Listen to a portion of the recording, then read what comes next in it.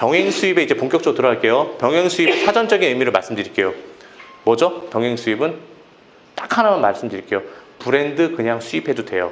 누군가 독점 갖고 있어도 수입해도 돼요. 독점 갖고 있는 사람이 내가 수입했는데 야 너 왜 그거 수입했어? 내가 독점권자인데 해도 상관없어요. 뭐만 지키면 된다? 그림만 도용하지 않으면 된다.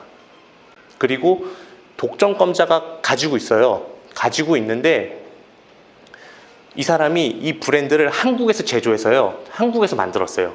해외에서 이미 만들어진 상품을 가져온 게 아니라 그럴 경우에는 그 사람의 기존의 영어권도 보호해준다는 의미의 판례가 여기 있죠. 기존의 영어권을 보호한다는 차원에서 병행 수입이 허용되지 아니한다. 국내에서 독자적인 제조 판매망.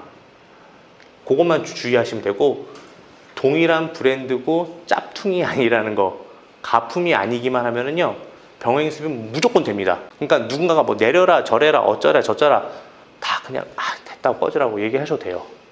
다만 상품 상세 페이지만 조심하셔야 됩니다. 도용을 하면 안 돼요. 해외에 있는 페이지에서 국내에 있는 페이지에서 누군가 만든 걸 도용하면 안 돼요. 내가 눕기를 따서 새로 작업을 하더라도 내가 작업을 하는 게 좋아요. 하지만 1688에서 물건을 가지고 오게 될 경우에는 거기에 있는 상품 상세 페이지를 써야 되는지 안 써야 되는지 이런 부분이 헷갈릴 수 있는데 99.99%는 쓰라고 얘기해요. 그래서 여기 투잡이시다. 투잡러들은 시간이 없잖아요. 그러면은 거기 있는 상품 페이지 그대로 갖고 와서 중국어만 지워갖고 올리셔도 무방해요. 하지만 경쟁력은 조금 떨어지겠죠. 하지만 그래도 팔리긴 팔린다는 거 시간이 좀 걸려서 그렇지. 아까 이거 제가 설명한 거죠. 중국의 수입 증가 폭이 매년 2배 이상 2017년도부터 하고 있고요. 미국하고 일본은 제자리고요. 늦은 건 없어요. 제대로만 가고 제대로인 사람 만나서 가면 돼요. 그리고 제가 여러분 아시겠지만 우리 옹꿈사 카페에 보면은 협력업체 게시판에 3PL 들어가 보시면 굉장히 많은 3PL 업체가 있어요. 제가 다 만나본 사람들이에요. 다 여러분들 소개시켜 주려고. 그런데 이 3PL 사장님들 공통적으로 하시는 말씀이 있어요. 아니 2년만 버티면 어찌 됐건 간에 밥은 먹고 살 텐데 왜 다들 포기해갖고 3PL 창고에 있는 재고를 전화를 해도 받지도 않고 저걸 버릴 수도 없고 내 맘대로 죽었다고 아주. 그분들이 진짜 확실한 게 뭐냐면요. 그분들은요. 처음에 3PL 창고에 들어와서요. 1개, 2개씩 팔리던 사람들이요. 하루에 2,000개, 3,000개, 10,000개까지 나가는 사람들을 수도 없이 봐온 사람들이에요. 제일 확실한 사람들이에요. 근데 그런 사람들이 거짓말 하겠어요? 2년, 딱 2년만 하면 밥 먹고 사는데 전혀 지장 없는데 빨리 포기하시니까 제가 제 입으로 얘기해도 빨리 포기하시니까 이분들의 말씀을 빌려서 또 이렇게 얘기를 하는 거예요. 가보세요. 제 말이 거짓말인지 진짜인지 가보시면 알 거예요. 한켠에 저렇게 물건 쌓여있는 게 수부터 되게 많아요. 버릴 수도 없고. 아무튼 그렇습니다. 준비 절차 말씀드릴게요. 여러분 사업자 등록증 다 내셨나요? 네, 다 내셨어요? 오, 그러면 스토어도 다 오픈 다 되셨나요?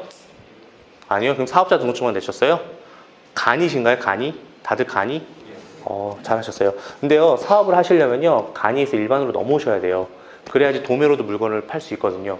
우리가 간이는 세금계산서를 못 끊어주잖아요. 일반이 돼야지 세금계산서 끊어줄 수 있고, 일반이 돼야지 클 수 있어요. 지금은 간이고요. 그리고 간이 뜻이 뭔지 아세요? 말 그대로 간이는 간인데, 세무서에서 보는 간이는요, 너 이제 사업 시작했으니까 내가 편히 많이 봐줄게 우쭈쭈 이거예요. 이 기간을 많이 활용하시라는 걸 말씀드리고 싶어요. 일단 사업자 등록증은요, 소매하고 전자상거래 요 2개만 있으면 돼요. 구매 대행은 굉장히 특이해서 내일 알려드리겠지만 병행 수입은 요거 2개만 있으면 돼요. 아주 간단해요. 대신에 사업자 등록증을 낸 다음에 우리 여러분들이 가장 좋아하시는 스마트 스토어는요, 가장 마지막에 오픈하시는 게 좋을 것 같아요. 왜냐하면 그나마도 안 팔리는 거 한 달 동안 버프 받고 조금이라도 판매되는 게 낫잖아요. 가장 마지막에 오픈하시는 게 나으시고요. 만약에 지금 오픈했다고 폐점하실 필요는 없어요. 그럼 어쩔 수 없으니까. 안전거래 확인증을 G마켓이나 옥션에서 받은 다음에 그 다음에 통신판매 신고증을 발급받으시면 될 거예요. 병행 수입하고 혹시 구매 대행을 같이 하고 싶은 같이 하려고 하시는 분 꽤 많이 계시네요. 근데 저는요, 구매 대행하고 병행 수입을 혼자서 처음부터 시작해갖고 같이 해갖고 둘 다 대박이 난 경우를 한 번도 본 적이 없어요. 혼자서 하시면서 단 한 명도 본 적이 없어요. 10년 동안. 유튜브에서도 구매 대행하고 병행 수입 둘 다 하는 사람 있나요? 저밖에 없을걸요? 그쵸? 굉장히 힘들어요. 제가 구매 대행을 2010년도부터 시작하고요, 병행 수입을 2015년도부터 시작을 했어요. 구매 대행으로 자리를 확실히 잡고 시작을 한 거죠. 생각보다 굉장히 힘들어요. 두 개 다 하는 경우가. 그래서 좀 처음부터는 그렇게 무리하게 막 사업자 두 개 내면서 하는 거는 저는 좀 추천을 드리고 싶지 않아요. 왜냐면 여러분들이 감당하기 버거운 게 굉장히 많아요. 내일 수업 들으시면 아시겠지만은 세무 머리 터집니다. 그냥 다들 병행 수입으로 올걸요? 그 정도로 장난이 아니에요. 병행 수입 같은 경우는 부가세가 매출액의 10%, 구매 대행 같은 경우는 수수료의 10%. 그래서 같이 하게 되면 물건 매입이 동시에 잡히면은 어떤 거는 병행 수입인지 어떤 거는 구매 대행인지 헷갈린단 말이에요. 그래서 하나의 사업자를 두고 두 개를 같이 하는 건 굉장히 어리석은 행동이에요. 아셨죠? 3PL 업체에 대해서 설명을 할게요. 3PL 업체가 뭔지 안다. 안다. 거수. 괜찮아요. 모른다. 서드 파티 로지스틱스라는 뜻인데 제3자 물류란 뜻이에요. 말 그대로 내 창고에 있는 물류는 내 게 아니에요. 누군가를 위해서 물류를 처리해 주는 사람이에요. 여러분들은 투잡러가 굉장히 많기 때문에 당연히 내가 물건에 주문이 들어오면 내가 포장하고 내가 우체국에 가서 혹은 내가 편의점에 가서 택배를 보내면 참 좋을 것 같아요. 그쵸? 뭘 고개를 흔들어요. 아니에요. 안 된다는 뜻이에요. 그거를 대신 해주는 업체가 좋아요. 그리고 여러분 그거 아세요? 여러분이 처음 쇼핑몰을 오픈을 하고요. 쇼핑몰을 처음에 오픈을 했어요. 오픈을 하고 내가 창고도 얻었어요. 왜냐? 내가 그래도 한 달에 하루에 한 20, 30개 나가니까 내가 내 창고도 얻고 한번 해보자 해서 딱 용기를 얻어서 했어요. 그런데 택배회사랑 계약을 하려고 택배회사랑 이제 계약서를 딱 쓰려고 했어요. 단가가 얼마인지 아세요? 맞습니다. 3,000원이에요. 3,000원만 들어가는 게 아니겠죠? 택배 상자, 테이프, 속지, 뽁뽁이, 또 뭐가 있을까요? 임대료. 그거 하나 따지면은 택배 하나에 한 2만 원 정도 하려나요? 그러면? 그렇게 될 수가 있겠죠? 그래서 3PL을 사용하라고 말씀을 드리는 거예요. 이게 팔레트거든요. 보이시죠? 여러분들의 물류는 이렇게 안 생겼어요. 요거는 홈쇼핑에서 물건이 들어왔을 때 국내에서 제조돼서 모든 게 다 포장이 돼서 이렇게 오는 거를 팔레트에다가 올려놓은 걸 보고 말해요.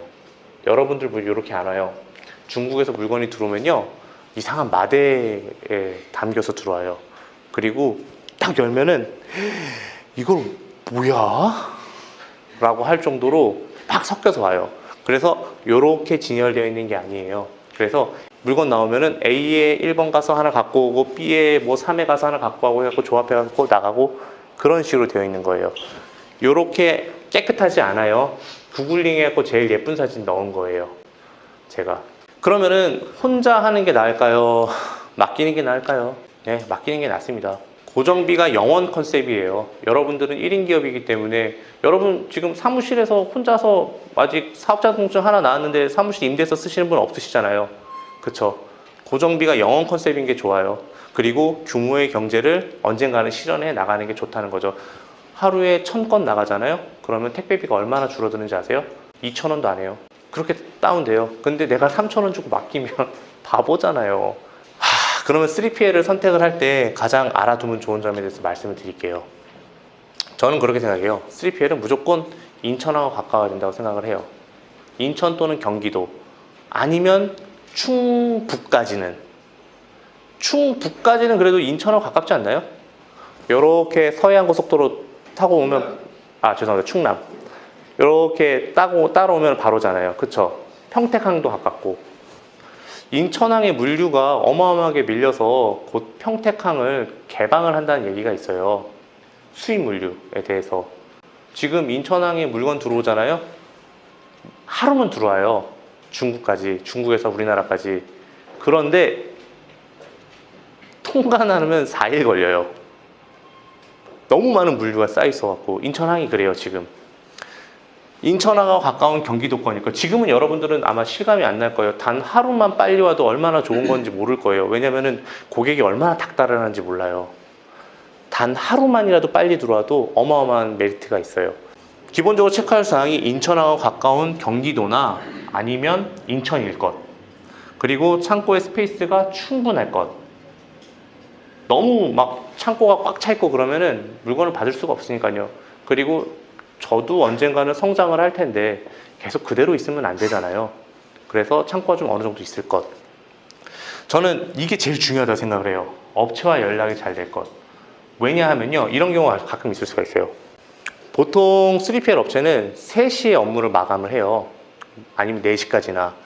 그러니까 당일날 4시까지 들어온 주문에 대해서는 그래도 파일을 주면은 그래도 처리를 해줘요. 그날 발송을 해줘요.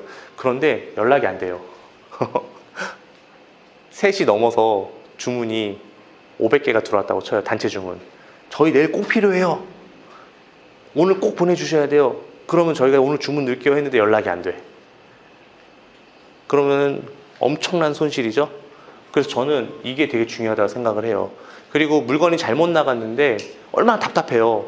빨리 전화해갖고 빨리 바로 잡아야 되는데 그게 안 되면요, 사람 미쳐요 진짜. 내 일을 남한테 맡기지만 이 사람이 내 일만 해주는 게 아니라 수십 개의 업체를 맡아서 하기 때문에 분명히 착오는 있을 수 있어요. 하지만 연락이 안 되면 그거 진짜 미쳐버려요. 그리고 특별히 체크할 사항, 처음 하는 사업자를 잘 받아주는 곳인데 잘 안 받아주려고 그래요. 받아주면 가격이 높거나. 대부분 처음 계약하면은 3,000원은 넘더라고요. 다 이래저래 다 포함하면은.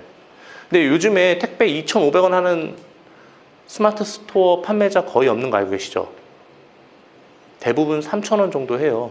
그리고 가격적인 부분에서 경쟁력이 있는 곳인데 아마 여러분들은 경쟁력을 찾기가 쉽지 않을 거예요. 처음에는요. 직접 한번 꼭 가볼 곳이라고 하는데 여러분들은 굳이 충청도 여기 대전에 살면서 뭐 경기도에 있는 곳을 그대로 굳이 가볼 필요는 없어요. 옹꿈사에 있는 아무 업체나 사용하셔도 무방할 거예요. 여러분들은 이제 충청도 대전에 있지만 내가 물건이 3PL 업체에 들어왔을 때 내 물건을 보러 가는 게 아니라 샘플을 포장해서 보내달라고 하면 돼요. 그럼 그걸로 사진도 찍고 상품 상세 페이지 만들 때 활용을 하면 되는 거예요. 아셨죠? 그리고 모르는 용어 꼭 물어보세요. 뭐 되게 많아요. 뭐 상하차 비용, 전수검사, 뭐 컨테이너 베이스, 퀵, 용달, 용차, 모르는 용어가 투성이어도 꼭 물어보세요. 여러분들 처음 하는 거 다 알고 있는데 마치 다 아는 척으로 얘기하는 그것도 웃기지 않아요? 그쵸? 다 물어보시고 진행을 하셨으면 좋겠어요.